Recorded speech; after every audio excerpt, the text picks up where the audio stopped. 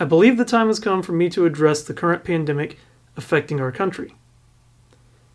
I'm going to start by citing several actions by both the federal and state governments that have been detrimental to our efforts in fighting this virus, as well as actions that have been completely arbitrary and others that have been direct violations of our civil liberties.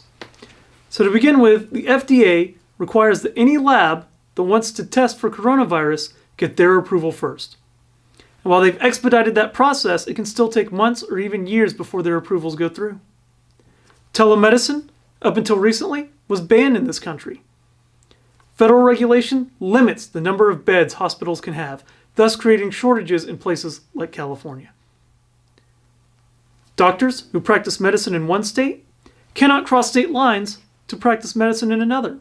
And while many states have relinquished this regulation, the fact that it existed to begin with has slowed down our ability to respond to the virus in places where doctors were needed most, like in New York. Little Rock, Arkansas, took it upon themselves to remove a basketball hoop because a 12-year-old girl was playing with it by herself in her own neighborhood. She wasn't violating social distancing. She wasn't endangering anyone, but they just had to make sure that she couldn't use that hoop. They had to ensure that she would stay indoors. San Clemente, California, dumped 37 tons of sand into a skate park in order to prevent people from skateboarding there. This is not only an incredible waste of resources and money, but it's completely arbitrary. Why would you even do that? Michigan's governor, Gretchen Whitmer, has issued the most strict shelter-in-place orders in the country. They even prohibit citizens from going out to visit friends or even family. She's limited businesses so that they can no longer sell quote-unquote non-essential products, which would include things like seeds, plants, gardening tools, and paint. Businesses can only sell what the government deems essential. Meanwhile, she refuses to close down abortion clinics, claiming that these are life-sustaining organizations, when in fact, they're literally murderers for hire. Bill de Blasio, mayor of New York, of course, has taken this opportunity to crack down on religious liberty. Here's what he had to say. Okay. I want to say to all those who are preparing for the potential of religious services this weekend, if you go to your synagogue, if you go to your church and attempt to hold services after having been told so often not to, our enforcement agents will have no choice but to shut down those services. But he didn't stop there. He went on to threaten if you continue to try to exercise your religion, then this is what he will do. He will take additional action up to the point of fines and potentially closing the building permanently. So he's saying straight up that he's going to ignore the First Amendment. He's going to ignore religious protections in the state constitution of New York. He's going to violate his oath to uphold those documents. And he's going to do whatever he can to crack down on your religion so that even after this pandemic, even after the excuse to stop it, to stop the service is over, he will make sure that it continues to be prohibited. Okay? I'm going to quickly go over some things in the Constitution that protect our liberties, and so that we can see where governments have actually infringed on them directly. But for starters, we have the 5th and 14th Amendment in the Constitution. Those two amendments guarantee us the right to liberty. Okay? And the First Amendment not only has our religious liberty, but it also has our right to peaceably assemble guaranteed in it. And even though technically the First Amendment, by its wording, only applies to Congress, here in the state of Georgia we have a provision in our state constitution that also guarantees us the right to peaceably assemble. So when they say that you can't gather more than 10 people in a place, we have a right to peaceably assemble. That's in our legal structure. They don't have the right to, or the power granted to them to infringe on that. Okay? When discussing these kind of things, often the point comes up of martial law. Our Constitution doesn't actually allow for martial law. Martial law would be the suspension of the rule of law. Our Constitution doesn't allow that. And the only thing that might be misconstrued for people to believe that is that Congress can, only during rebellion or invasion, suspend habeas corpus. Okay? Habeas corpus, suspension of habeas corpus is not the same as suspending the rule of law. Habeas corpus is a specific right in which the accused can appeal to a judge for a wrongful arrest, and the judge, if he agrees, can release the suspect. Okay? So the suspension of habeas corpus only suspends the ability to appeal to a judge for wrongful arrest.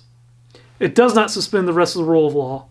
All of the rest of the rule of law still applies. Probable cause still required. Warrants still required. None of that is suspended under our Constitution. The second thing is that it can only be done during rebellion or invasion, neither of which is happening right now.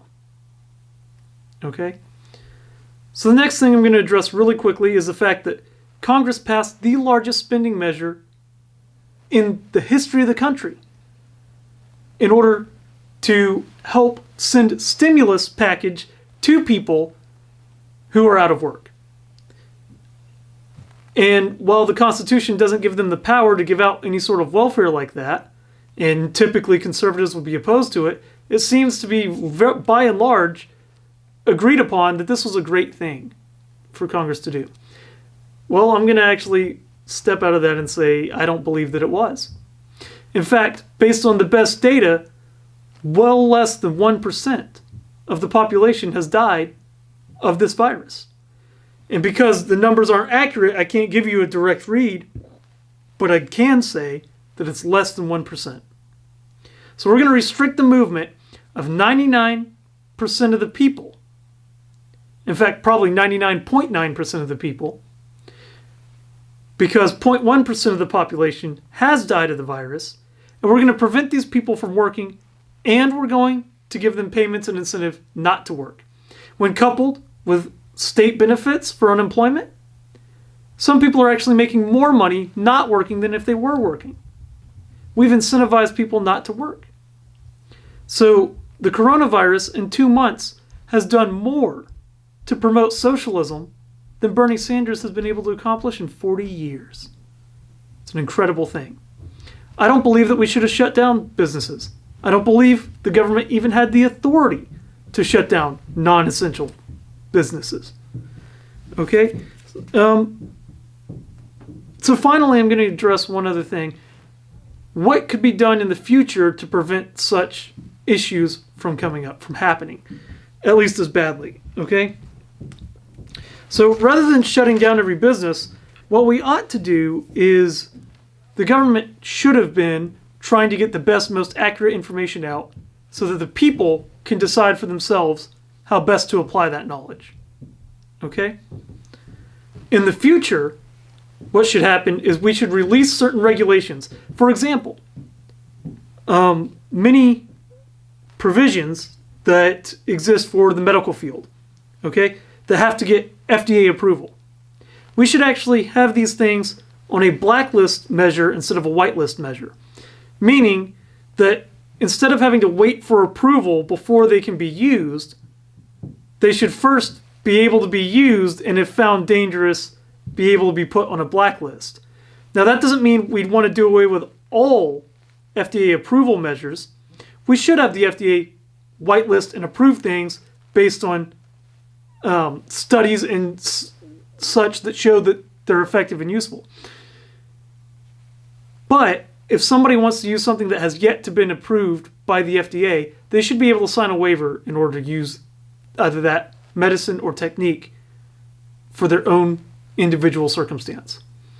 And if it's something that is illicit and dangerous, like the drugs that we've banned, then we can ban it.